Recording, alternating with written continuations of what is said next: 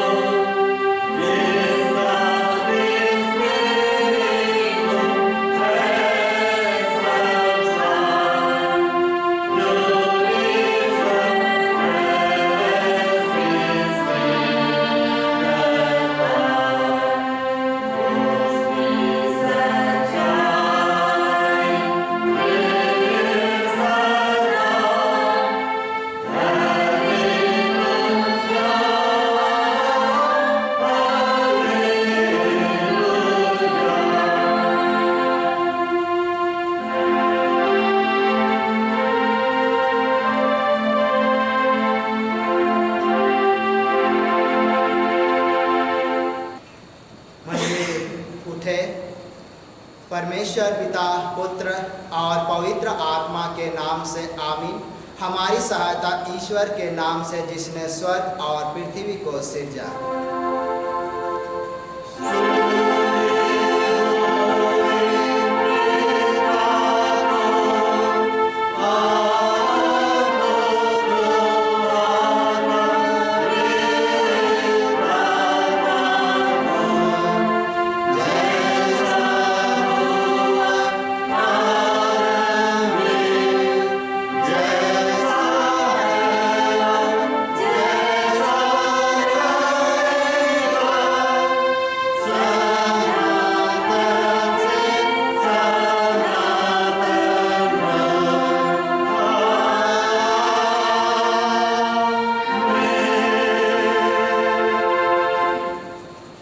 ईश्वर के सामने अपने पापों को दीनता से मान ले।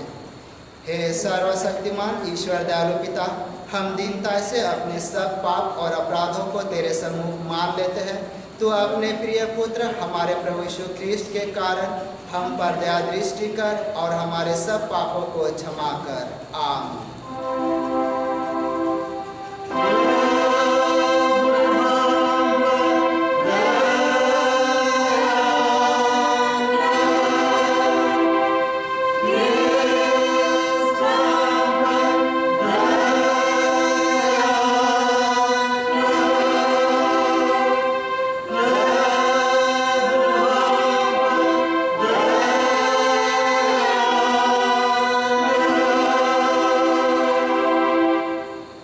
शांति वचन सुने। प्रभु परमेश्वर यो कहता है, मेरे जीवन की सौगंध, मैं दुष्टों की मृत्यु से प्रसन्न नहीं, परंतु दुष्ट अपने चाल से फिरे और जीवित रहे। यह यहेजकेल 33:11। आमीन।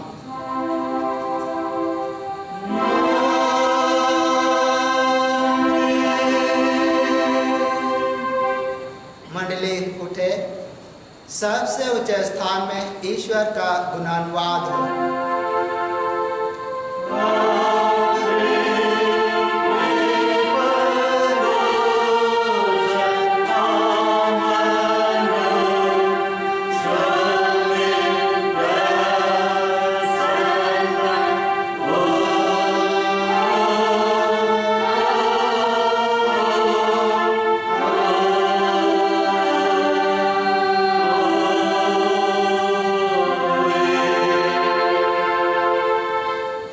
प्रभु आप सबों के संग होए।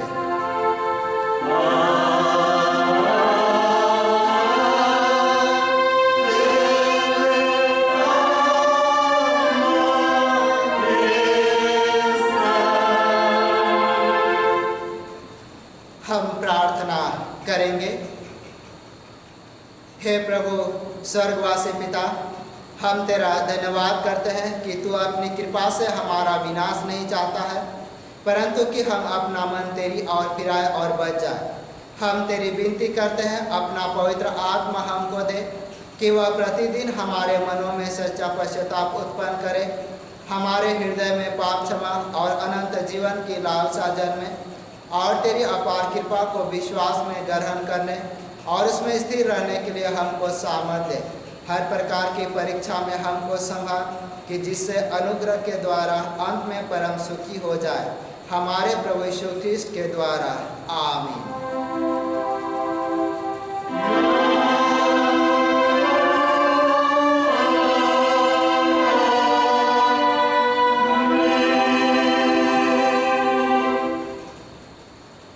इस समय पहला पाठ वचन पढ़ेंगे।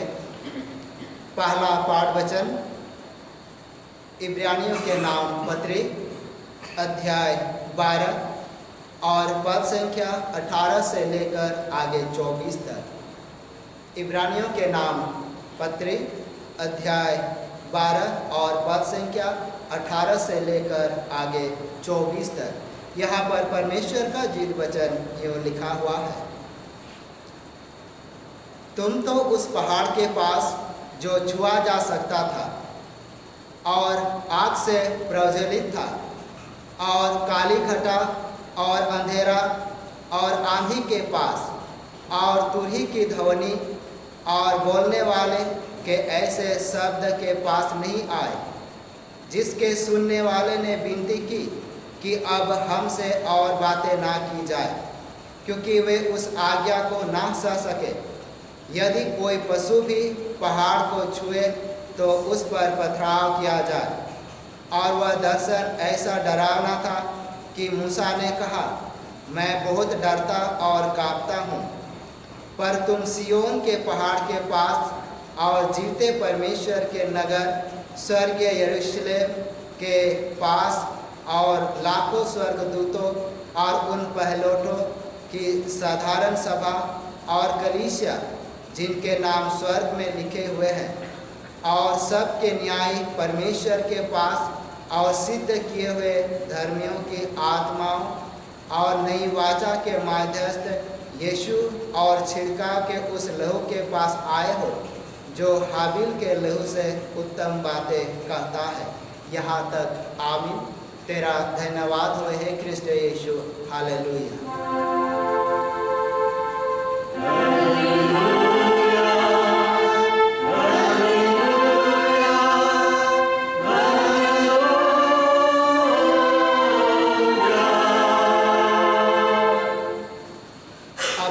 समस्त ख्रिस्तानी कलीसिया के संग मिलकर अपना महापवित्र विश्वास वचन मान लेकर यों कहे, मैं विश्वास करता हूँ परमेश्वर पिता पर, जो स्वर्ग और पृथ्वी का सर्वशक्तिमान सृजनहार है, और उसके इकलौते पुत्र अपने प्रभु यीशु ख्रीस्त पर, जो पवित्र आत्मा से गर्भ में आया, कुंवारी मरियम से उत्पन्न हुआ, पंतुस पिलातुस की आज्ञा से उठाया, क्रूस पर चढ़ाया गया, मर गया और गड़ा गया, पाताल में उतरा, तीसरे दिन मृतकों से जी उठा, स्वर्ग पर चढ़ गया और परमेश्वर सर्वशक्तिमान पिता के दाहिने हाथ बैठा है, जहाँ से वह जीवतों और मृतकों को विचार करने को फिर आएगा।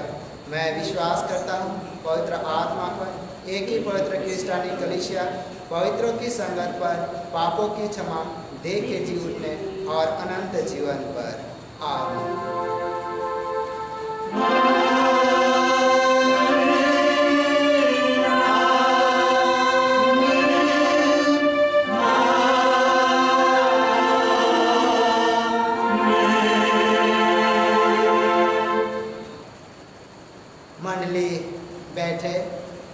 आराधना के लगातार में दूसरी गीत गाएंगे, साक्षी वाणी से।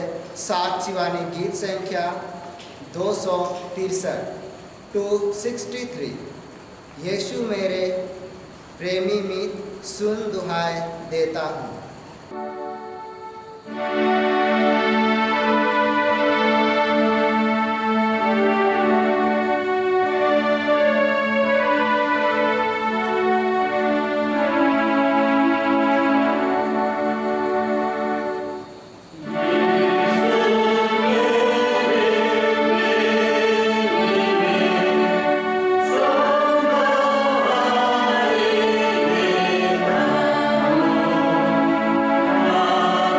Alleluia,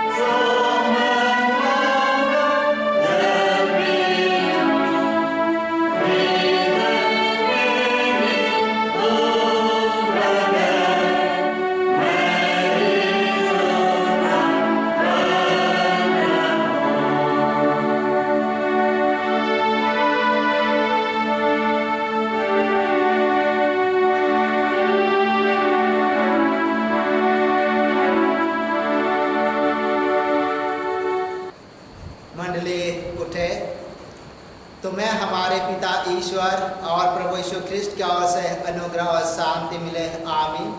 आइए इस समय हम सभी प्रार्थना में जाएं। त्रिएक परमेश्वर पिता, पुत्र और पवित्र आत्मा के नाम से आमीन। हे सर्वशक्तिमान से जनहारी ईश्वर दयालु पिता, इस समय धन्यवाद देते हैं क्योंकि तू आज हम सभी के बीच में उपस्थित है और इस समय प्रभु तेरे पवित्र वचन की ओर जाना चाहते हैं। आप ही हवा परमेश्वर कर प्रत्येक के मन, हृदय और आत्मा को खोल, ताकि पिता परमेश्वर आज का जो वचन बोया जाएगा वह अधिकार से फलवंत होने पाए और हम सभी तेरे पवित्र वचनों पर आगे बढ़ते हुए जीवन में फलवंत जीवन जीते हुए तुझे धन्यवाद और महिमा देने पाए। विनती उद्धार करता प्रभु यीशु के नाम से मांगते हैं, दया से सुन, अनुग्रह से ग्रहण कर, आमीन। और आज के लिए ठहराया गया पवित्र उपदेश वचन लूका रचित सुसमाचार अध्याय संख्या 7 और पद संख्या 11 से लेकर आगे 17 तक। लूका रचित सुसमाचार अध्याय संख्या 7 और पद संख्या 11 से आगे 17 तक। यहाँ पर परमेश्वर का जीवित वचन यूँ लिखा हुआ है। थोड़े दिन बाद वह नाइन नाम के एक नगर को गया।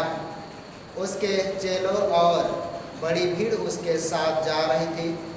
जब वह नगर के फाटक के पास पहुंचा तो देखो, लोग एक मुर्दे को बाहर लिए जा रहे थे, जो अपनी माँ का एक लौता पुत्र था और वह विधवा थी। और नगर के बहुत से लोग उसके साथ थे और उसे देखकर प्रभु को तरस आया और उससे कहा, मत रो। तब उसने पास आकर अर्थी को छुआ और उठाने वाले ठहर गए। तब उसने कहा, हे जवान, मैं तुझसे कहता हूँ, उठ। तब वह मुर्दा उठ बैठा और बोलने लगा। उसने उसे उसकी माँ को सौंप दिया।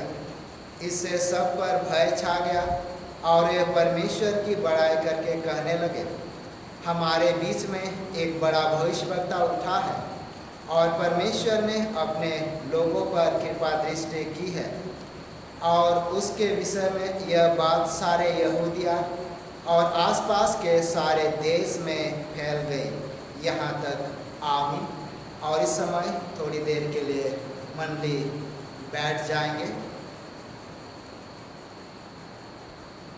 मसीह यीशु में विश्वासियों, सचमुच में जब आज के पवित्र वचन को हम पढ़ते हैं, आज के पवित्र वचन को देखते हैं और आज के पवित्र वचन का मनन करने के लिए जब आगे बढ़ते हैं, तो यहाँ एक बहुत ही बड़ा आश्चर्य कर्म दिखाई देता है। और उसके साथ साथ ही यहाँ हृदय विदारक घटना को भी हम देखते हैं। और इसीलिए जब हम इस वचन को आगे समझेंगे, हम देखें कि विधवा के पुत्र को जीवन दान, और ये वास्तव में एक बहुत ही बड़ा चमत्कार और एक आश्चर्य कर्म का विषय वस्तु है।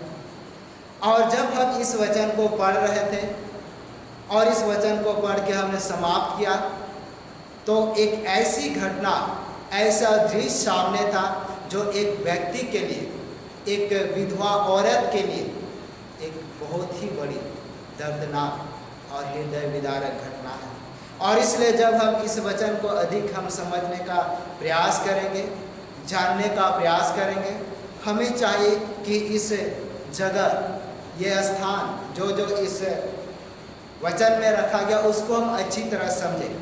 और ये जो घटना हम देख रहे हैं, ये मुख्य रूप से नाइन नगर यानी नाइन गांव में घटित घटना का वर्णन है। और इसमें हम देख रहे हैं कि एक विधवा औरत, जिसका एकमात्र उसका पुत्र था, एक लौता पुत्र था, वो मर चुका है।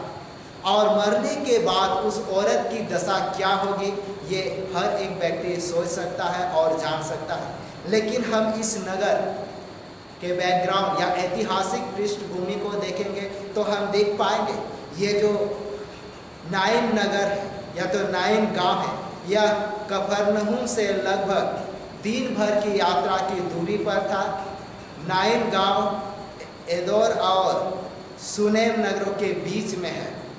और ये उन दोनों नगरों के बीच में है और ये एक प्रसिद्ध नगर है, क्योंकि इस नगर को जब हम देख रहे हैं और पढ़ रहे हैं, हम पुराने नियम में भी नबी एलीशा या एलिय्याह के समय में भी ये नाइन नगर का जिक्र किया गया है। और जिसको हम वहाँ भी देखेंगे कि एलीशा और एलिय्याह नबी ने भी यहाँ पर चिन्ह और चमत्कार यानी सामर्थ के काम को किया। अगर हम उसे पढ़ना चाहेंगे तो पढ़ सकते हैं पहला राजा 17 उसका 17 से लेकर 24 तक, या हम दूसरा राजा 4 का 18 से 37 तक। यहाँ हम वचन में अलग अलग आश्चर्य कर्म को देखते हैं। एलिय्याह के द्वारा किया गया आश्चर्य कर्म, जिसको हम पहला राजा 17 का 17 से 24 में, वहाँ भी एक विधवा के पुत्र को जीवन दान देने के विषय में वर्णन है, जो एलिय्याह नबी के द्वारा किया जाता है। और उसके साथ साथ जब हम दूसरा राजा 4 उसका 18 से 37 में जाते हैं, वहाँ भी हम देख पाएंगे एलीशा के द्वारा एक आश्चर्य कर्म किया जाता है। वहाँ भी एक व्यक्ति को जीवित किया जाता है। और इसलिए ये जो आश्चर्य कर्म का सिलसिला हमेशा बढ़ता रहा, और इसलिए जो कोई इस आश्चर्य कर्म करते तो उसे बड़े भविष्यवक्ता के रूप में देखा जाता था। और इसीलिए जब यहाँ नाइन नगर में फिर से जब आज हम नए नियम में देख रहे हैं, और इसमें यीशु एक आश्चर्य कर्म जो एक विधवा के पुत्र को जीवन दान देता है जो मर चुका था। और इसीलिए यहाँ पर हम देखते हैं कि एक यात्रा है, यीशु कफरनहूम से यात्रा करते हुए नाइन नगर में प्रवेश कर रहा था। और जब यीशु अपने चेला के साथ, अपने चेलों के साथ, दल बल के साथ जब वह प्रवेश कर रहा था, उसी समय नाइन नगर से एक विलाप समूह बाहर निकल रहे हैं, उस नगर से बाहर निकल रहे हैं, और उसमें रोती और बिलखती उस विधवा के जीवन को देखते हैं जिसका पुत्र मर चुका था। और इसीलिए यहाँ यीशु के जीवन को देखते हैं कि वो उस नगर में प्रवेश करने के लिए पहुँच गया, और वहाँ रोती बिलखती नाइन नगर से एक अर्थी को निकाला जा रहा है। और हम सभी को जानते हैं, अर्थी निकालना, किसी लाश को निकालना, पुराने नियम में देखेंगे लोग तुरही बजाते थे या तो कुछ ऐसे संगीत बजाते थे, और उस तरह करके मुर्दों को निकाला जाता था और गाड़ने के लिए ले जाते थे। और ये केवल पुराने नियम में ही नहीं, नए नियम में नहीं, परंतु आज भी हम गॉसनर एवेंजलिकल लूथरन कलीसिया में देखेंगे, जब कोई व्यक्ति मर जाता है, किसी मुर्दे को गाड़ा जाता है, उसको अर्थी को जब कब्र की ओर लिया जाता है, लेके लोग जाते हैं, उस समय भी लोग गाते गाते जाते हैं। और यहाँ भी जो नाइन नगर में जो घटना है, ये बिल्कुल ऐसा ही है। अर्थी को लोग बाहर निकाल रहे हैं, मुर्दे को लोग बाहर निकाल रहे हैं, और यहाँ पर एक बड़ी भीड़, बड़ी जनसमूह इस तरह निकल रहे हैं। पर इसको देखकर यीशु को तरस आया, इस बड़े जनसमूह पर तरस आया, उससे बढ़कर इस विधवा स्त्री पर जिसका पुत्र मर गया था, उस पर तरस आया। और उस पर तरस आया और उन्होंने कहा कि रुक जाइए, और उन्होंने क्या किया, अर्थी को छुआ। प्रभु यीशु ने अर्थी को छुआ। और जब हम यहूदी व्यवस्था को देखेंगे, यहूदी व्यवस्था को पढ़ेंगे कि अर्थी को छूना भी अशुद्ध माना जाता है, परंतु यीशु ने उसका कोई परवाह नहीं किया और उस अर्थी को छुआ, और जो उसे उठाकर ले जा रहे थे वो रुक गए। और वहाँ पर यीशु ने कहा उस जवान से जो मर गया था, कहा कि हे जवान, मैं तुझसे कहता हूँ उठ। और यहाँ हम लोग वचन में देखते हैं कि मुर्दा उठ बैठा और बोलने लगा, और इसके बाद सब पर भय छा गया। लेकिन यहाँ उससे बढ़कर है कि परमेश्वर का अनुग्रह, परमेश्वर की करुणा, प्रभु यीशु की जो दया दृष्टि है, उसको हम देखते हैं कि उन लोगों पर कैसे किया जाता है। उससे बढ़कर उसके माँ को, उस विधवा स्त्री को जिसका कोई सहारा नहीं बचा था, एकमात्र सहारा वही पुत्र था, एक लौता पुत्र, उसका देहांत हो गया, उसकी मृत्यु हो गई, और लोग उसे कब्र की ओर ले जा रहे हैं। और लोग विलाप कर रहे हैं, उस स्थिति को प्रभु यीशु ने आनंद में बदल दिया, उस स्थिति को आनंद में बदल दिया। और इसीलिए हम सभी को जानते हैं कि जहाँ प्रभु यीशु है, जिस घर में प्रभु यीशु है, जिसके हृदय में प्रभु यीशु है, उनका जो शौक है, उनका जो विलाप है, वो आनंद में बदल जाता है। और जिस प्रकार आज यहाँ हम देखते हैं कि 101 विलाप जो मुर्दे को लिए हुए बाहर जा रहे थे, वे आनंद में बदल जाते हैं, खुशी में बदल जाते हैं। और ये सबके लिए ये एक अद्भुत आश्चर्य कर्म है। और इसीलिए जब हम आगे वचन में जाएंगे, देखेंगे कि प्रभु वास्तव में कैसे कैसे आश्चर्य काम को करते हैं। और इसीलिए केवल यही नहीं, इससे विधवा स्त्री के पुत्र को जीवन दान ही नहीं, परंतु इससे बढ़कर हम पहले भी देखेंगे और आगे बाद में भी देख सकते हैं। जो यूहन्ना रचित सुसमाचार अध्याय संख्या 11 और पद संख्या 38 से लेकर 44, वहाँ भी देखें कि एक लाजर जो मर गया था और वो मर के 4 दिन हो चुके थे, और उसको भी मृत्यु में से जिलाया। और इसीलिए ये सामर्थ है, क्योंकि यीशु ने स्वयं कहा कि पुनरुत्थान और जीवन में। और इसीलिए हम जब यीशु में बने रहते हैं तो अनंत जीवन में प्रवेश करते हैं। और यहाँ हम इस बात में जब आगे वचन को पढ़ते हुए जाएंगे कि अनुग्रह, जब प्रभु यीशु हमारे साथ है तो हम पर अनुग्रह है। क्योंकि यहाँ पर जो वचन हम देखते हैं, और जब हमने वचन को देखा, मानव जीवन की जो दयनीय स्थिति थी, तीव्र पीड़ा का यहाँ जो वर्णन है, उसको कैसे प्रभु यीशु ने आनंद में बदल दिया। और इसीलिए जब हम आगे जब बढ़ते जाएंगे कि हम नई वाचा में अनुग्रह के तहत जीवन व्यतीत करते हैं, नई वाचा में अनुग्रह के तहत हम जीवन व्यतीत करते हैं, क्योंकि हमारे पास प्रभु है, हमारे पास सामर्थ, हमें सुरक्षा देने वाला, हमें सहायता करने वाला, हमें अगुवाई करने वाला। और नई वाचा कहने का अर्थ है कि हमारे पास वो सहूलियत है प्रभु यीशु के वजह से कि हम परमेश्वर को पुकारते हैं, हम परमेश्वर के निकट पहुंच जाते हैं, हम परमेश्वर से घुटने टेक कर विनती करते हैं, और उसका माध्यम हमारा प्रभु यीशु है। परंतु पुराना नियम में बिल्कुल भी ऐसा नहीं था। पुराने नियम में बिल्कुल भी ऐसा नहीं था कि लोग प्रभु के पास चले जाए, लोग पवित्र स्थान पर चले जाए। यहाँ तक कि जिस पर्वत पर ईश्वर का वास है, उस पर्वत को भी छूना मना था। अगर कोई छूता था तो उसे दंड दिया जाता था, उस पर पथराव किया जाता था। यहाँ तक कि मनुष्य तो मनुष्य, पशु को भी नहीं छोड़ा जाता था। अगर इसको हम अधिक विस्तार पूर्वक पढ़ना चाहेंगे तो हम पढ़ सकते हैं निर्गमन की पुस्तक अध्याय संख्या 19 और पद संख्या 12 से लेकर आगे 13 तक। या तो हम और भी निर्गमन की पुस्तक 19:16 से लेकर 22 तक में पढ़ेंगे कि परम पवित्र स्थान जो परमेश्वर का स्थान है, उसको छूना नहीं, वहाँ जाना नहीं, उसे प्रवेश नहीं करना, नहीं तो दंड के योग्य होगा। परंतु आज बिल्कुल ऐसे परिस्थिति नहीं है। हम खुल के परमेश्वर के पास जाते हैं, परमेश्वर के निकट आते हैं, और इसलिए आते हैं क्योंकि प्रभु के माध्यम से हम नई वाचा में प्रवेश कर चुके हैं। और इसीलिए आज हमारा जीवन सरल है, आज हमारा जीवन सहज है। और जब हम इन्हीं बातों को अगर वचन में आगे बढ़ते हुए देखें कि किस प्रकार वो हमारा मध्यस्थ है, इसीलिए अगर हम इसे इब्रानी की पुस्तक अध्याय संख्या 9 में भी पढ़ेंगे कि यह प्रभु यीशु जो हमें नए वाचा के माध्यम से ईश्वर के साथ हमारा मेल मिलाप कराता। इसलिए आज हम परमेश्वर से, हमारे ईश्वर पिता से आमने सामने मेल जोल कर पाते हैं। और लेकिन आगे ऐसा नहीं था। इसीलिए जब हम आगे के जीवन में देखें कि विश्वास आज भी चाहिए, कि यहाँ पर स्त्री के विश्वास को देखते हैं और वहाँ के लोगों के जीवन को देखते हैं कि किस प्रकार प्रभु यीशु जब वहाँ प्रवेश कर रहा था तो उस अर्थी को छुआ और वो लोग तुरंत ठहर गए और वो लोग रुक गए। और वहाँ पर हम लोग देखते हैं कि एक बड़ा आश्चर्य कर्म होता है, एक दयनीय स्थिति, एक तीव्र पीड़ा बदल कर एक आनंद में बदल जाता है। तो निश्चय जब हम आज इस वचन में आगे बढ़ते हैं तो हमें भी चाहिए कि यीशु मसीह पर हम पक्का विश्वास करें।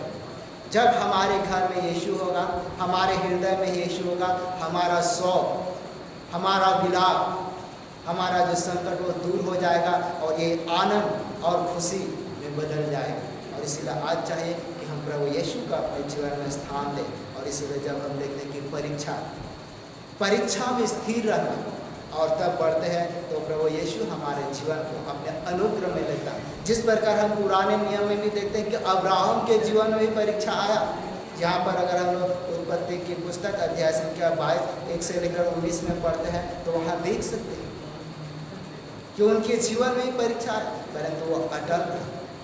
केवल ये परीक्षा था और इसीलिए उसको आशीष मिला। इसीलिए आज हम इस परीक्षा को पार करें ताकि हम आशीषित जीवन जिए, अनुग्रह का जीवन जिए।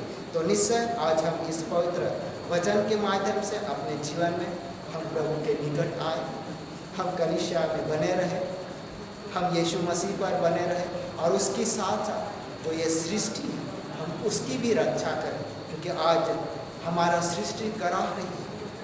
आज भूमि या तो देश खोखला होते जा रहा है, परंतु उसको सुरक्षा देना हमारा कर्तव्य है, क्योंकि हम सृष्टि से जुड़े हुए हैं। तो निश्चय हम प्रभु यीशु में बने होते हैं, उसके आज्ञा को मानते हुए आगे बढ़ते हुए ईश्वर पिता का धन्यवाद करें। इस वचन के द्वारा परमेश्वर हम हर एक के जीवन को आशीषित करें। आमीन। आइए छोटी दुआ करें। त्रिएक परमेश्वर पिता, पुत्र और पवित्र आत्मा के नाम से आमीन। हे सर्वशक्तिमान सनातन ईश्वर दयालु पिता, इस समय हृदय से धन्यवाद देते हैं क्योंकि आज का जो वचन तूने दिया है, हाँ पिता, यह सचमुच में हमारे जीवन के लिए कल्याणकारी है। और ऐसे विलाप की घड़ी में, ऐसे शोक की घड़ी में, संकट के घड़ी में, दयनीयता की घड़ी में, तीव्र पीड़ा की घड़ी में तूने यीशु को भेजा। और जब हम उस पर भरोसा करते हैं, विश्वास करते हैं, तो हमारा जीवन आनंद और खुशी में बदल जाता है और आशीष और भरपूरी में बदल जाता है। होने दे पिता परमेश्वर, जिस प्रकार यीशु ने आज नयन नगर में चिन्ह और चमत्कार प्रकट किया, वैसे ही हमारे घराने में, हमारे परिवार में, हमारे व्यक्तिगत जीवन में, हमारे कलीसिया जीवन और हमारे समाज में उस अनुग्रह और चमत्कार को प्रकट करें, ताकि उसके माध्यम से हम सभी तेरी महिमा और जय जयकार करने पाए। विनती हमारे उद्धारकर्ता प्रभु यीशु के पवित्र नाम से है, आमीन। और ईश्वर की शांति जो समस्त ज्ञान से ओट है, कृष्ण ईश्वर प्रत्येक के हृदय और मन की रक्षा करे, अब से सनातन हो, आमीन। आराधना के लगातार में तीसरी गीत गाएंगे साक्षी वाणी से। साक्षी वाणी गीत संख्या 212। साक्षी वाणी गीत संख्या 212। सहाय कर यीशु कृपा सागर, आँख अपने दासों पर बसाए।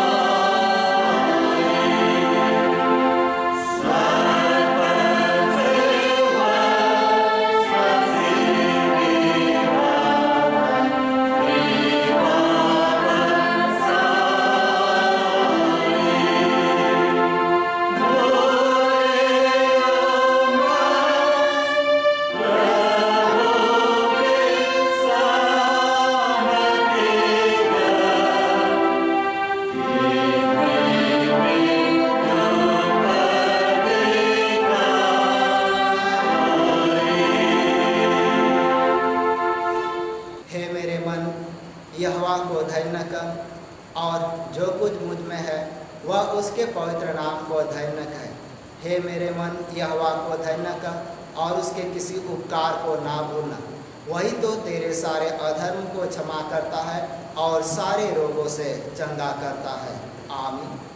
हे सर्वशक्तिमान सृजनहार ईश्वर, दयालु पिता और उद्धारकर्ता प्रभु यीशु और अगुवाई करने वाला पवित्र आत्मा, इस समय हृदय से धन्यवाद देते हैं प्रभु जी।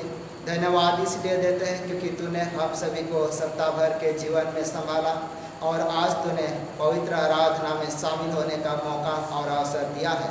हाँ प्रभु जी, इसके साथ साथ उन सभी प्रियजन को तेरे हाथ में सौंप देते हैं जो आज के दिन तुझे हृदय से धन्यवाद देना चाहते हैं, और प्रत्येक उन सभी धन्यवादी अभिलाषी को तेरे हाथ में सौंप देते हैं। हाँ प्रभु जी, जबकि वो इस पवित्र ऑनलाइन आराधना में तुझे धन्यवाद देना चाहते हैं। हाँ पिता, तू उनके धन्यवादी मन हृदय को ग्रहण कर, ताकि आने वाले दिन उससे भी बढ़कर तो अपने आशीष और अनुग्रह और उद्धार के कामों को प्रकट कर। हाँ प्रभु जी, इस समय इस एक एक को तेरे नाम में सौंप देते हैं। जो पिता परमेश्वर तूने सप्ताह भर के जीवन में आशीष और अनुग्रह प्रदान किया, और जो कोई कमज़ोर थे, दुर्बल थे, तूने उनको चंगाई दिया, और उसके साथ साथ पारिवारिक जीवन में तूने ढेर सारे आशीष और अनुग्रह को प्रदान किया है। और इसमें पिता परमेश्वर हमसे मिलकर तुझे हृदय से धन्यवाद देते हैं, और आप ही यहोवा परमेश्वर कर हम हर एक के धन्यवादी मन हृदय को ग्रहण कर, ताकि आने वाले दिन पिता परमेश्वर तेरा सामन और तेरा अनुग्रह हम सभी के जीवन पर बना रहे। और ये तो हमारे उद्धारकर्ता प्रभु यीशु मसीह के माध्यम से है, क्योंकि तूने हमारे जीवन को अपने पवित्र महिमा के निमित्त बुलाया, और ये एक सचमुच में एक अनुग्रह का विषय वस्तु है। इसमें प्रभु हर एक बात पर तेरी महिमा स्तुति चाहते हैं। और हे ईश्वर पिता, यह विनती हमारा उद्धारकर्ता प्रभु यीशु के पवित्र नाम से है। आमीन।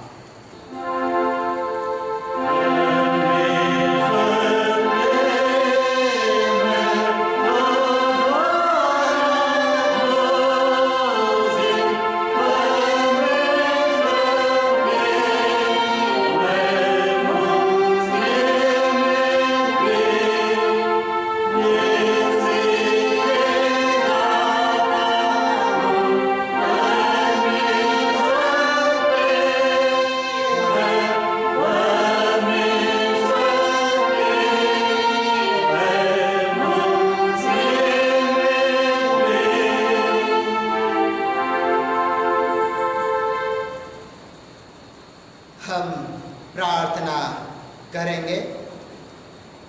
हे प्रभु परमेश्वर सर्ववासी पिता, हम तेरी विनती करते हैं अपने क्रिस्टियानी कलीसिया और उसके सारे सेवकों की अगुवाई कर, कि वे तेरे वचन के निर्मल उपदेश में ठहरे, जिससे सच विश्वास और प्रेम हम में बढ़े और निभाया जाए।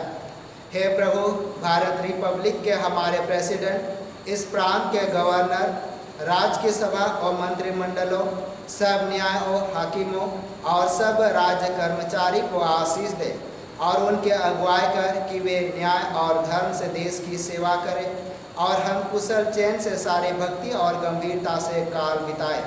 हमारे कलीसियाई, सेंट्रल काउंसिल, डायसिस काउंसिल और कलीसिया के अन्य मंडली सभाओं को आशीष दे, कि वे इस मंडली को तेरे पवित्र इच्छा के अनुसार चलाए। जगत की लूथरन कलीसिया और देश विदेश के हमारे सभी ख्रिस्त विश्वासी मित्रों को आशीष दे, कि हम ख्रिस्त प्रेम और सहयोग में आगे बढ़े और जगत में तेरी साक्षी के लिए अधिक सामर्थ पाए। हमारे कलीसिया के सब कामों पर आशीष दे, लड़के लड़कियों की शिक्षा पर आशीष दे, कि वे तेरे भय, प्रेम और भरोसा में बढ़ते जाए। कलीसिया के विद्यालयों, शिक्षण प्रशिक्षण महाविद्यालयों और अन्य संस्थाओं को संभाल और उनकी बढ़ती दे, और उनके द्वारा कलीसिया के लिए आत्मिक और लौकिक आशीष दे। खेती बाड़ी और हर एक काम उद्यम को सफल कर, जिससे हर कोई सुविवेक से तेरे आगे चले और अपनी जीविका आप ही पाए। अपनी कृपा से उन सबों पर दृष्टि कर जो कंगालपन, रोग और नाना प्रकार के सकेती और दुख में है, उनको शांति दे। और इसमें प्रार्थना है प्रभु जी, प्रार्थना के द्वारा हमारे कलीसिया के सभी प्रियजन और सभी घराने को तेरे हाथ में सौंप देते हैं। धन्यवाद देते हैं क्योंकि तूने अपने पवित्र सुरक्षा में बनाए रखा और आज के पवित्र ऑनलाइन पवित्र गिरजा आराधना में शामिल होने का अवसर दिया है। और इसमें प्रभु जी प्रार्थना के द्वारा आज के पवित्र वचन को तेरे हाथ में सौंप देते हैं। हाँ प्रभु जी, जिस प्रकार तूने नाइन नगर के उस विधवा स्त्री के इकलौते पुत्र को प्रभु के सामर्थ से जिंदा किया, और यह सचमुच में एक महान आश्चर्य कर्म है। और सचमुच में इसमें सीखने वाली बात है कि जहाँ पर शोक है, जहाँ पर अशांति है, जहाँ पर पीड़ा है, जहाँ पर दर्द है, अगर वहाँ यीशु आ जाए और यीशु को स्थान दिया जाए तो सारी पीड़ा और अशांति दूर हो जाती है, और वहाँ शांति और आनंद और मेल मिलाप ही मेल मिलाप दिखाई देता है। हाँ प्रभु जी, सचमुच में तू चाहता है कि हम भी अपने हृदय में जगह दे, अपने घराने में, अपने व्यक्तिगत जीवन में, ताकि तू प्रत्येक के साथ रहकर प्रत्येक के उस जीवन में और उसके उस दुख के समय में तो शांति दे सके और सारे शोक को तो आनंद में बदल सके। हाँ प्रभु जी, इस समय जो कमज़ोर और दुर्बल है, जो कष्ट और पीड़ा में है, तो उनकी रक्षा रखवाली कर उनको चंगाई दे, ताकि समय के पूर्णता में चंगाई को प्राप्त करते हुए तेरी महिमा स्तुति और धन्यवाद दे सके। साथ ही साथ प्रभु प्रार्थना करते हैं हमारे कलीसिया के सब भाई बहनों की रक्षा कर, जो दूसरे देश में चले गए हैं, कि वे सब जोखिम और परीक्षा में विश्वासी ठहरे। हम उनके लिए भी तेरी विनती करते हैं। जो मंदिर से निकाले गए व उलट हुए हैं, उन पर दया कर कि वे सच्चे पश्चाताप से तेरी ओर फिरे। सब मनुष्य का त्राणी ठहर, और उन पर जो अंधियारे में बैठे हैं मुक्ति का उजाला प्रकाश कर। हमको अपश्चातापी मृत्यु से बचा, और अंत में अपने प्रिय पुत्र हमारे प्रभु यीशु ख्रिस्ट के द्वारा स्वर्ग राज में ग्रहण कर। आमीन। हम प्रभु की प्रार्थना से प्रार्थना करेंगे। हे हमारे पिता, तू जो स्वर्ग में है, तेरा नाम पवित्र किया जाए, तेरा राज आए, तेरी इच्छा जैसे स्वर्ग में से पृथ्वी पर भी हो। हमारे प्रतिदिन की रोटी आज हमको दे, और हमारे अपराधों को क्षमा कर जैसे हमने अपने अपराधों को क्षमा करते हैं, और हमको परीक्षा में मत डाल, परंतु बुराई से छुड़ा, क्योंकि राज और पराक्रम और महात्म सदा तेरी ही है। आमीन।